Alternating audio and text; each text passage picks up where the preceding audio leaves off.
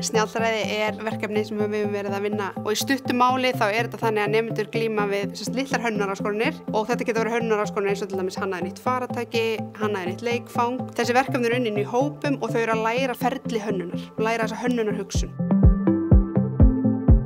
Við erum að afla okkur upplýsingar jafnrétti og svo gerum við verkefni úr því. Við erum bara að hafa mjög fjölbreytt val hvernig við viljum vinna verkefnin. Við erum til dæmis að gera podcast, plakkut og borðspil.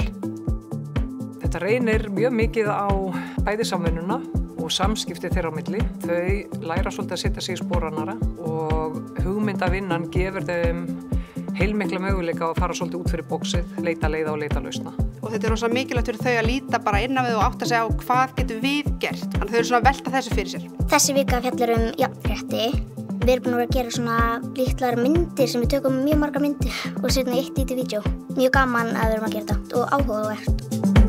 Fyrst þegar við byrjuðum að vinna með snjallræðishugmyndina, þá var vinna barnanna svolítið einsleit. En svo þegar þau fengu að vinna þetta svolítið frjálst, þá fara þau svo langt út fyrir bóksið sjálf. Þannig að í þessu verkefni þá erum við að reyna að koma þeim á þennan stað að þau geti bara farið á flug og bara velt fyrir sér að það bara allt mögulegt.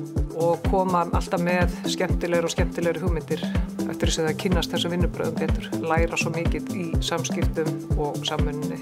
Mér finnst það mjög skemmtilegt og áhugavert að við erum að læra alls konar nýtt og mér finnst líka bara mjög mikilvægt að við gerum okkur grein fyrir hvernig staðan í heiminum í jafnréttisbaráttunni.